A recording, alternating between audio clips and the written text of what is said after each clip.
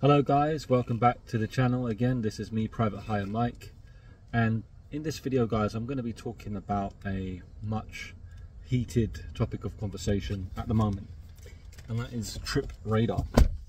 So this has recently come out for all drivers now, I believe, in the UK. I think before it was up in the north, and now it's pretty much covered the whole of the UK. Correct me if I'm wrong, but especially down here in London. So a lot of drivers are now very upset with this new Trip Radar feature that Uber have to offer, and they've actually asked for an option for it to be taken away. And the thing is, Uber have said that this is a great new feature which essentially allows you to have more choice of jobs. But what are they actually doing? And this is the question: what are Uber actually doing? Now, we've seen a lot of social media posts of drivers who have been in the same room together or in the same car with all their phones, and they're essentially receiving the same job, but they're all getting it for different prices. Now, this could be seen as wage discrimination, because at the end of the day, we're all PCO drivers, we're all taxi, private hire drivers.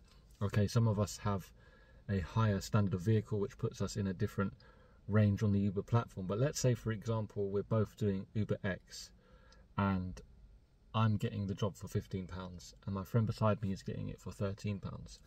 Why would they be getting it for less money? That's the first concern with this Trip Radar thing. We already knew anyway that drivers were getting jobs offered for different prices. Now, this might have something to do with how much a driver has made so far, because we know that Uber's algorithm sort of calculates your minimum wage requirements. So for example, if you go out at the start of the day and you make £100 in the first couple of hours, and then you're next to a driver who hasn't made as much but has done the same amount of hours as you, the algorithm will typically send the other driver to jobs before you. And again, this isn't quite fair, because let's say the other driver just doesn't want the job. Then sometimes what Uber do will send it to another driver that's even further away, because they have to meet these minimum wage requirements, or they have something going on in the algorithm. I don't know.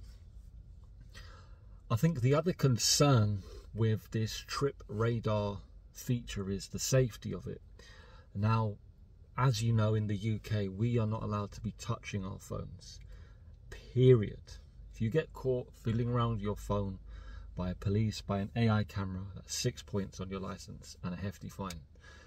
And nobody wants that. Now, with the old Uber system, a job would flash up and you could literally just quickly touch it. Now, with the new system, with the radar, you have to scroll through different menus. Now, Uber have said, well, we'll only send you an array of jobs, several jobs at once, if your car is stationary, which, fair and well, it basically means that, okay, your car is parked up. That's how Uber are covering themselves. But that's not necessarily the case, because you could be at a set of lights. Again, your car is stationary for maybe a minute or two, and then all these jobs start coming in. You're not allowed to touch your phone until you are parked up safe with your engine off. Those are the rules in the UK. Uber have sort of just forgotten about that.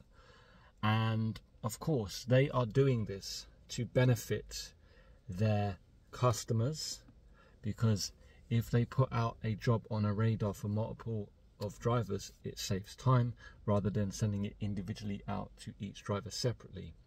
That's the first thing. The second thing it does is it allows them to do that, but at different prices. And I believe they are using data about the drivers against them. So for example, if the job is going somewhere that you normally accept, somewhere that is towards your home, somewhere that you normally take when you're ending your shift, then Uber would probably put the job price lower.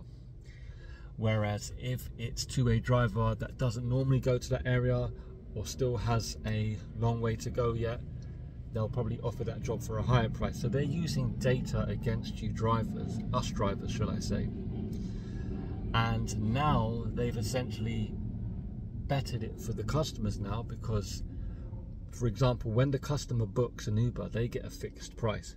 Uber then fires that out to the drivers at different prices, and essentially it's like a reverse bidding system. And what they're actually doing to the rider is that they're making them wait, saying that, oh, well, we're finding you a driver, please be patient. When actually what's happening is they're putting it out there and getting a driver to try and accept it for the lowest price possible.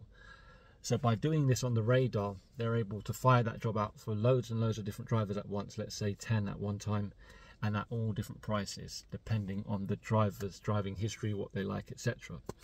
Anyway, this is my theory, guys. Let me know what you think down below in the comments section. Do you think that this TREP radar should be banished? Or do you think that it should stay? Do you think it's positive for you? Are you making more money? Are you making less? Your thoughts down below in the comment section, guys. Thanks again for watching, and I'll see you in another video for myself, Private Hire Mike.